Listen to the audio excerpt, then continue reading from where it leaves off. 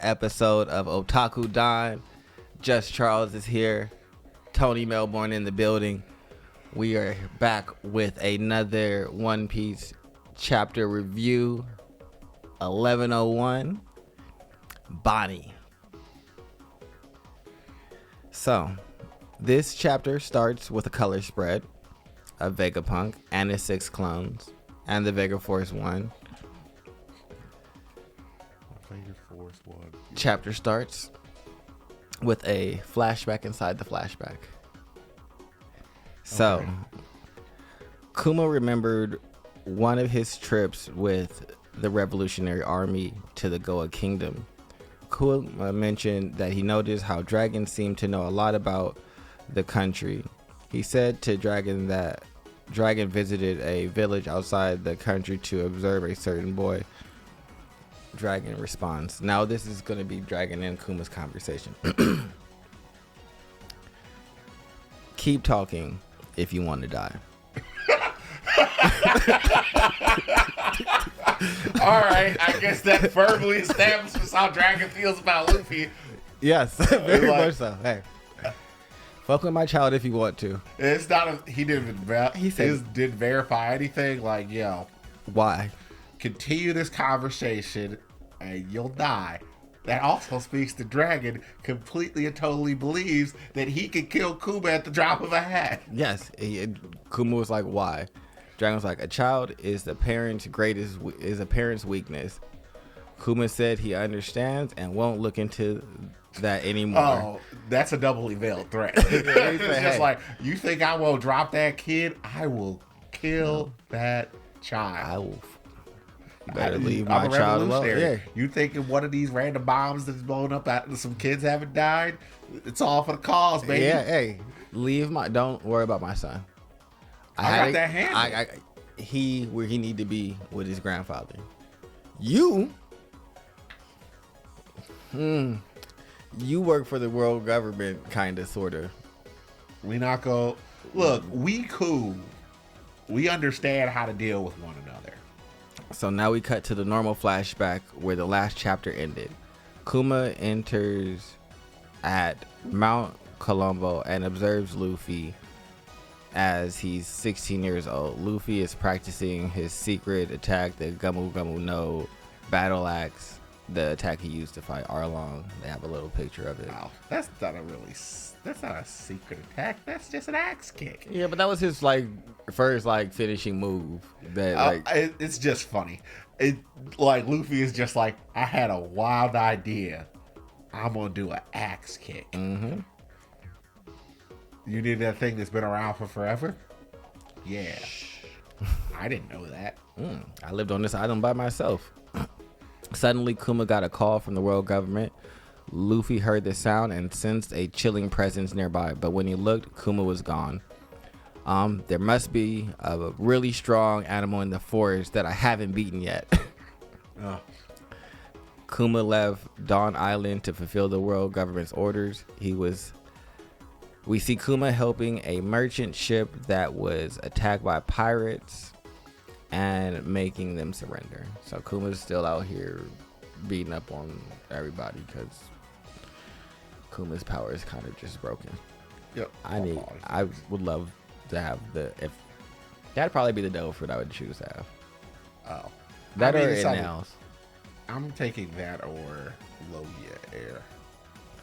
Yeah, if Dragon is the win, that shit is probably going to be a really hard one too, because you can get around everywhere. But during the entire chapter, we have narrations from Kuma's letters to Bonney. Letters talk about how Kuma loved Bonney. He also explained to her how he saw so many beautiful islands. However, cutting back to the Sorbet Kingdom, we see that all Kuma's letters are intercepted and destroyed by Alpha. Bonney was waiting for Kuma's letters every day, but they never arrived.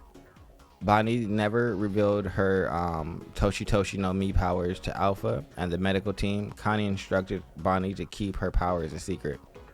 A smart hawk must always hide its claws. Kuma visited Vegapunk's laboratory. We see him meeting Stussy's clone. Stussy's clone says, I wonder who is more unfortunate, a human with no conscience or a clone with a conscience. Vegapunk. Why wouldn't a clone just have a conscience? It's a clone. Well, the other ones don't. Technically, they're just all controlled by the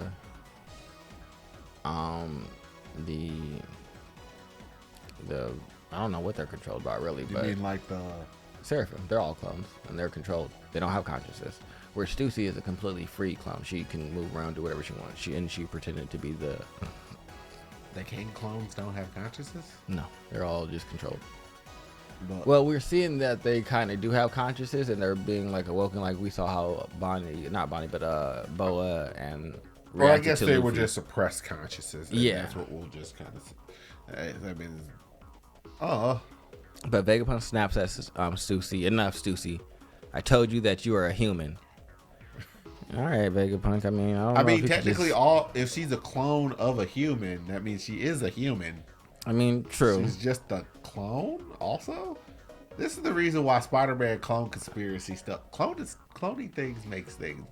It's like it's not as bad as jumping the shark as in terms of time travel, but clones make things like very complicated very quickly.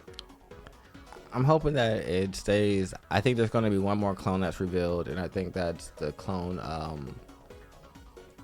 the new warlord, the one that was helped Whitebeard's Island. I can't remember what his name is. Newgate. Not Newgate. That's not his name. What is his name? He looks weird though. I hate his design. That's Whitebeard's full name. Yeah, and that's why. Yep. And I can't think of this dude's name at all. But he's the new warlord. The giant dude with the mustache, yeah. Is he did he become Yep, they made him a warlord, then they got rid of the warlords, and then he fought to protect Whitebeard's Island with Marco and them, and then the world government captured him. And then the actual Stussy, not the clone Stussy, told Marco that he had to go rescue him because the world government caught him because he was defending the island. And Marco's probably like, well, gotta let the spirit of Whitebeard live on. And so we think that he's probably a clone of Whitebeard. Man, that was a ginormous failure. Yeah, not a good one. Not a good one at all. But that's why we think that was my first try. They always say that he's Whitebeard's son. It's not really his son, it's his clone, and she's just like lying to him and trying to like pass it. Which I mean is kind of your son, but nah. And like, how'd they get a piece? How did they get Whitebeard's DNA? That is a great question. I mean, I understand he's running around fighting people, so that means that someone just landed a good right hook on him, and then they can sell it to the world government and be like, here you go. Yeah, so there's some ways, but Vegapunk is already in his apple head form. He tells Kuma that he will keep his consciousness up until the very last minute. 1 year remains until the surgery is complete. We see Kuma helping the Revolutionary Army from time to time, but now he is completely silent, never talking to them at all. Dragon and his other friends knew that must be a reason behind Kuma's behavior. That'd be weird. You just come out of nowhere, help us like Batman, and just completely silent, and then just pop away. Yeah. Like, I mean, he can't do a prolonged thing because world government needs to know where he's at. Yeah, our government keeping track of him. It's just like, oh, pop on here, wreck the entire place. Yep. Just, all right, I'm gone. Yep. Pop away. Like, thanks, bro, but also it would have been nice if you could have stayed and talked. Well, cut chat. The more information I know, the more they might order me to flip. That's also very true. But back to the Sorbet Kingdom. Bonney celebrates her 9th birthday. Kuma's letters still haven't reached Bonney since her surgery ended. So Bonney was 100% complete healed now since it's been a year. However, Alpha won't let Bonney go until her 10th birthday. Connie got information from a local town bar that some members of the medical staff at Alpha are a part of the world government. They realize that this isn't a normal situation, and so they plan Bonney's escape. The strongest fishermen from the Sorbet Kingdom, basically all the people that we see on Bonney's crew, those guys that have been basically in this flashback forever, those 3 will take Bonney to sea and help her find Kuma. They remodel a fisherman's ship into a pirate ship that looks like pizza, to like make Bonney happy. And Connie and Bonney switch clothes, and Bonney steps outside for the first time. Bonney gets past the guards and reaches the ship. However, Alpha realizes that she was Bonney and chases after her using Genpo. Alpha, in case you try to escape, I'm allowed to beat you and retain you. At the end of the chapter, Bonney, in child form, recalled one day when she asked Kuma what NIKA looked like. Kuma says, I'm not really sure. All I know is that his body has rubbery quality and he can fight any way he wants. Bonney then uses her distorted future attack. Distorted future, the future that I become like NIKA.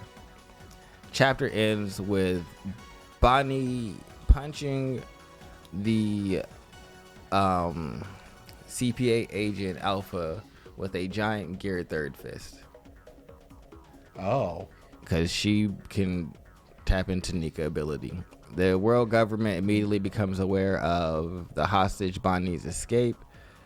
Then her and the fisherman sail out to find her father. Soon turns into a pirate ship to the new era, and she becomes one of the worst generation, and that's how we know Bonney. Yes. You know, that fruit is absolutely terrifying. Yeah, she said, future that I become like NIKA. Ha! What? It's just like, what do you mean? So that means you could tap into all the U's from separate timelines and use their abilities just in case. Like, so technically you could have access to damn near any devil fruit. Yes. Devil future, distorted future where I get the fucking quake fruit or the darkness fruit, or just realistically, if she was really like on her shit. I don't know what the heck would happen if that awakened. Jesus Christ. You know, Bonnie's power is kind of crazy. It is crazy, completely and totally. And that means also she's known since the moment that someone showed, if anybody ever showed Luffy using Gear 3, he knew she knows who the hair. I mean, which makes sense why she went and was like, "No, I'm going with y'all." When they went to Vegapunk, she was like, "Yeah, I'm gonna choose the Straw Hat crew as the crew I'm gonna go with." Why? This is Rubber Man. Yep, you are the savior. My daddy worshipped you, and I shall follow. It's also just kind of, I'm still trying to. Well, I guess the CP8 agents probably just suppressed that she escaped. No, they told the world government. Well, I'm talking about like ad nauseum, because if Kuma hears the fact, it's just like, she's gone. No, see, I think that's why. You remember when Aka Inu had captured her? Yeah. I think those are why those moments are like really important, because I feel like it was like a race against time. Kuma don't know where you're really at. Kuma gets to Sabaody already kind of like cyborged out. He then has to save actual NIKA. I can't, because NIKA is, yeah. It's just like, because Bonnie's there, but I gotta save NIKA right now. Yeah. Yep, exactly. Oh God, that makes this. And then he had to guard their ship because he guarded it for the whole year or 2 years that they were gone. That's them running out the clock. Yep. But she was free at that point in time. Like, Bonney was still running around during the time skip, wasn't she? Yeah,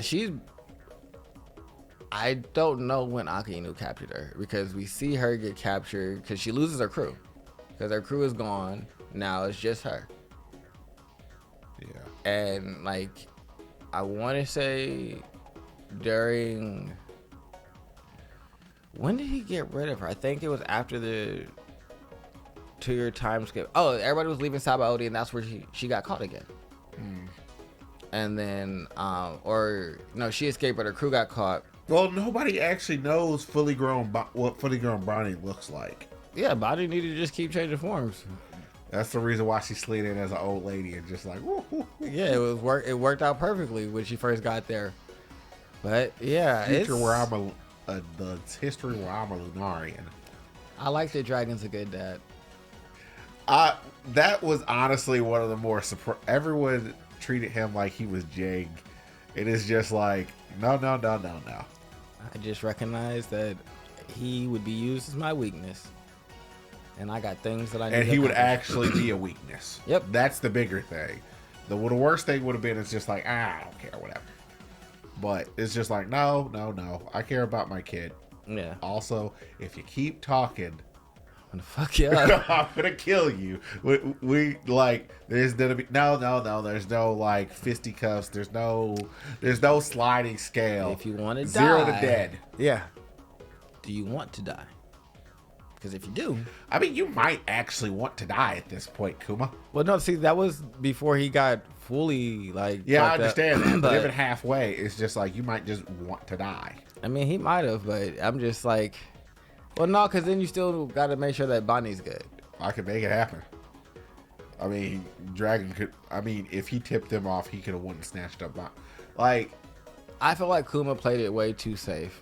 At yeah, times. I feel like he should have dropped. He should have like had a time message for a year out. But it makes sense. Kuma is a pacifist and not necessarily the most strong-willed. He's like the gentle giant that if you beat on him, he's just gonna take it. It's only when you beat on someone that he care about that he's like, oh no, I gotta protect you can them. beat on me as much as you want to, but if you beat on somebody else, Conqueror's hockey, stop it. Yeah, and so I feel like Dude. he just felt like, all right, I'm just gonna keep taking this because that's the path of least resistance. Everybody would be cool, and it'd just be on me. Like he was taking on the villagers' pain. Like he was fine with that. Like, hey, I'm gonna just keep doing. I don't think this. he necessarily realizes that him taking that pain onto himself actually leads Bonney into doing a lot more reckless things.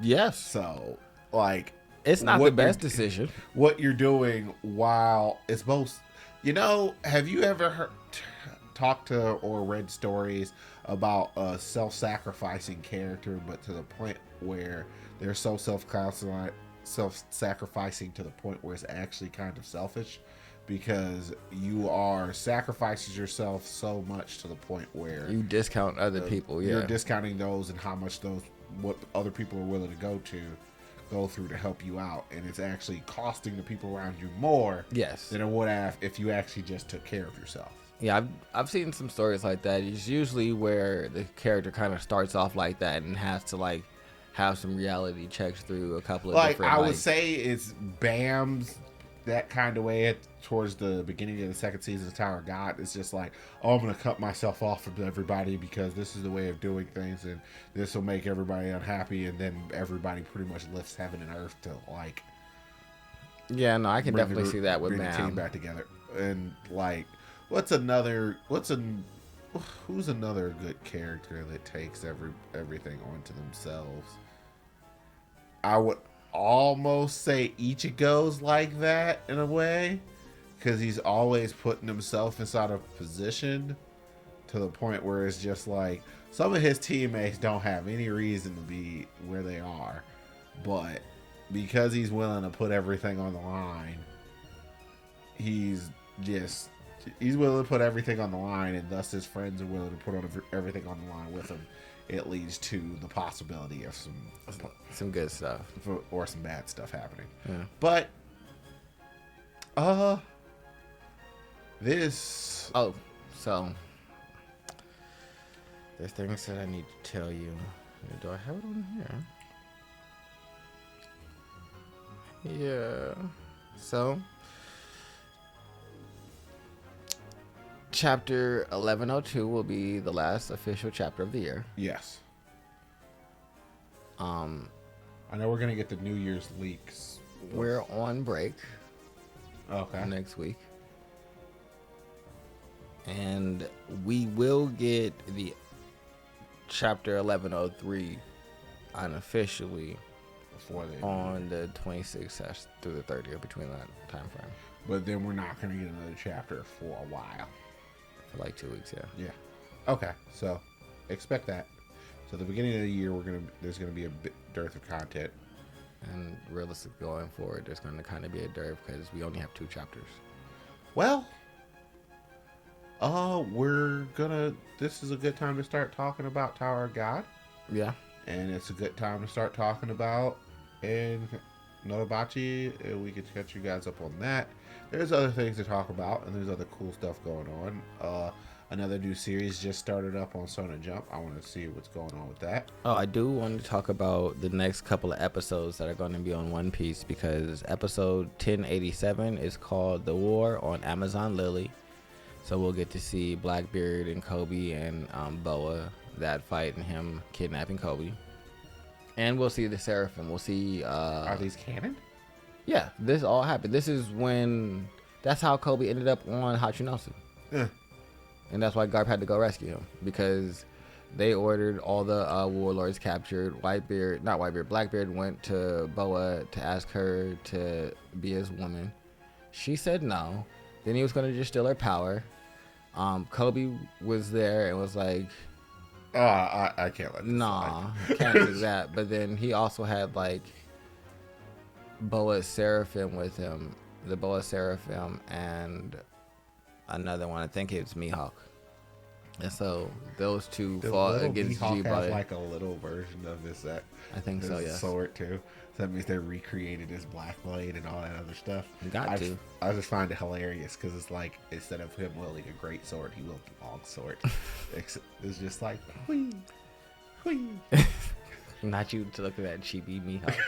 But yeah, those two had to fight Blackbeard. It comes to a stalemate because Rayleigh shows up again. Because he's married to one of the queens of Amazon Lily, a former queen. So he's definitely connected. And was like, nah, you can't take their queen. So it's also hilarious. You know, there was some interesting perspective on Rayleigh, how strong he was. Because, like, it was pointed out that it's established that it takes time using sensory hockey in order to observe things. Remember when he was training Luffy on that island and he just did with one pulse of observation hockey, he told Luffy exactly how many monsters were on the island, on the island that were stronger than him. It took Shanks using Conqueror's hockey to actually do the exact same thing when he was observing Grand Bull. I mean, I feel like Shanks is the strongest. Well, no, physically the most capable, probably. But I'm saying in terms of, like, it just kind of tells you what the Dark King was like at his absolute peak. I feel like is absolutely terrifying. Probably the greatest at hockey use outside of Roger. I think Roger probably just had stronger Conqueror's hockey. I think so does Shanks. And I think that Rayleigh was great at all three. Oh no, I'm just good. Like, I can use all the different, because he was using, in terms of armament, he could already do the second stage of armor hockey. He could definitely do the second stage of observation. And I didn't see him use the second stage of Conquerors. The only person I've seen use that is Roger, when he does the Heavenly Divide thing. That's the manifestation of Conqueror's hockey in him. Well, I think that's what Shanks did when he destroyed the Kid Pirates. That seems like a gross overuse. Kid was going to destroy all of his weak crew ships, and he couldn't allow that. Weak crew? I don't think Shanks has a weak crew. Yeah, Shanks' whole fleet is weak. His crew is strong. His fleet is the weakest fleet. They're allowed to like still sail and be on the seas because they're part of Shanks' fleet. So Shanks just finds people who he likes. It's just like, hey, we about to hang out. This is your whole... Yes. I'm the party pirate. So yeah, his whole fleet is kind of trash. You know, he was friends with Buggy. Outside of his crew. But his fleet is pretty trash. So yeah, they were going to get obliterated. And that made Shanks upset. And then was like, Shanks said, you got to get wrecked real quick because you got to be fucked up. So yeah. That's why I think it was called. All I wanted was some poneglyph rubbing. That is really all he said. Hey, I'm going to go send you, Rockstar, you the newest recruit on the crew. You go over there and tell him that we just want the rubbings. Rockstar told him. He said, nah, fuck that. and tried to do the little mazer cannon, and Shanks used his future sight and saw what would happen, aka all of his weak crew, his weak fleet getting destroyed. So he hopped in front and immediately unleashed a hockey attack on him. Yeah. Oh. And destroyed the ship, knocked all of them into the water, fucked everybody up. Because why are you playing games? But I'm excited to see. You could have. What would he? You know what would have been funny if he would have sent him back across. He said no, and Shanks was just like, "Well, all right. All I can do is ask." It just float away like, "No, I'm gonna shoot you." That is crossing the line. Yeah. You could have just said no. I'm not some tyrant. But no, he just. I mean, I guess he is kind of upset that Ben Beckman took his arm. Ben Beckman. Yeah. Ben Beckman took his arm? Yep. He didn't even get to meet Shanks last time. What? I mean, well, Ben Beckman probably shot him. I don't know how he took his arm, but he took his arm. I mean, Ben Beckman doesn't use anything except for one gun. I mean, he definitely could have shot it off. I'm not saying that's not a thing. I just know that the thing is... Why was he there to begin with? Because he was trying to challenge the Yonkos. Oh. He was what the heck did you... he was kind of doing like what Ace did. You realize he was way... that man was way kinder than he needed to be. He could have just killed you. I mean, it's only... I think that if Kid had to come up under the time when Whitebeard was around and attacked Whitebeard, he might be a Whitebeard pirate. He would have been a Whitebeard pirate. You're gonna be my son. It's just like, friendship, let me go. No. I'm gonna shake the magnetism out of you, boy. Yeah, friendship. Sitting right there next to Ace. So this is what happens, huh? Yes, your family. Also, he takes all your money and sends it to this island. Yes. So don't tell him you have any. Also, he's a moocher. Yeah. That's the reason why Red Hair had to bring booze, because he wouldn't have been any if he didn't bring it. Yeah, so Oh yeah, another Dark King thing. He can knock specific people out using Conqueror's Hockey, and he's the only person who's actually demonstrated the ability to use that. I think that Shanks has the ability because his crew keeps asking him to hold it back, and he just keeps not listening. So I feel like they know that he can, and he just don't be caring. They say, "Boss, hey, you knocking out the new guys. Relax," and he just be because it's when he went to go, because when he was saving people was when Riley was saving everybody on after the mermaid auction, and he just showed up and just knocked everybody out except for Luffy. Yeah, it's just like, oh man, the Dark King is strong. And at some point this month, you guys will hear about our top 30 list. Top 30 strongest people in One Piece. Oh yeah, that's supposed to be this weekend. We're supposed to be doing it. Yeah, mine. Glad I did that then. Yeah, I already got my list done. My list is ready. I'm ready. Well, you guys will be hearing about that. Yeah, but other than that, I don't have anything else for this One Piece chapter. I'm excited. I think that we're finally getting back to the future. Oh, I mean, I'm excited because this one was actually more of a It wasn't sad.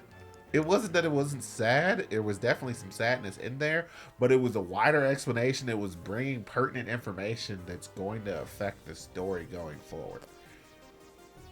Because we started getting a picture about Dragon, which is something that we've had a dearth of. We don't really know too much about Dragon. Now we know Dragon cares about Luffy. We have two things to confirm that: stopping the execution and him threatening Kuma. What else do we know? Bonney can become NIKA. Bonney has known this entire time that the dude with the rubber fruit probably has the same fruit that NIKA does, which is something that the world government definitely doesn't want to get out. Kuma's known too, and that's probably why he protected the ship for the 2 years. Yep. So he made an active choice, and there's been a mystery about why Kuma did what Kuma did, and Kuma knew the entire time. So I think it might be less that Kuma cared that he was Dragon's son and more that he cared that you were NIKA. You have a wider implication than just being his son. Yeah. So I mean, we're reading into that, but based upon Kuma's prior actions. And his Makes father, like, instilling in him, like, Nika and him carrying around that Bible, which we don't even know where he got this. Where'd you get that from? Like, what is the world religion out there? It got to be Celestial dragons are great. It got to be a Nika Bible. No, it just says celestial dragons are great. Like every single I don't think he would be carrying it around if it wasn't about Nika. I feel like once he like loses, I think he stops carrying it once he loses his like personality. Because in the beginning we always see him just with the one arm with the book. Nah, I wouldn't be surprised if Vegapunk did him a solid. And it's just like, what'd you do? I programmed it in. You don't gotta carry it around anymore. Every single time you hit someone, it's like you're hitting them with a Bible. Yeah, because he definitely was on all fours crawling around when they were riding him on the fucking Marie Joie. Well, maybe we'll figure out where he went. I'm telling you, he's got to come and fight Saturn. We got to put hands. I mean, the only thing that would possibly be sadder if he just they programmed him in to pop back and get his memories, and they're just gone now. It's just like, where are they at? I was supposed to get my memories back. This was supposed to be an end around. Man, push him out of Bonney. Blue. Yeah, that's all Bonney got to say is, hey, push him. I got him. They're safe with me. They're in here. It's either that or he's going to completely and totally transfer his whole personality over Small Kuma. That's what I think's happening. I think Small Kuma is going to get his personality because they said he was just going to go out there and fight what's-his-face. Yes, because you have to fight. It's like, what are we doing? You about to get these paws and feet. Yeah. Because you might be strong enough to like negate some of me like sending you everywhere, but I'm going to be knocking some pain into you. You know what? I'm better off if you negate some of me sending you otherwhere, because that's just going to leave you in pieces. Because I want to see. I want to see Kuma fight Saint J. That's what I really want to see. We've been waiting end the year. Kuma Saint J. Kuma just popping up right hook right across Saint J's face. Come on, let's go, Popeye. It don't even got to be the full episode, the chapter. Like, just let me know by the end of the year. I want it to be the last frame for the last chapter of the year. Just Kuma rearranging that man's face. That'd be great. That's exactly what I need to happen. Some Kuma action. Y'all gave Kuma all this sadness. He got to get some good get back and stand on business. It's like, I've been waiting for 3 years. 3 years to abuse your face. Bonney stood on business and became Nika. Bonney is a Nika. I feel like that's what the chapter's review should be. Bonney is a Nika. Oh, you got your answer. But, all right. Like, comment, subscribe. We love you. Yeah. Bye-bye. Goodbye.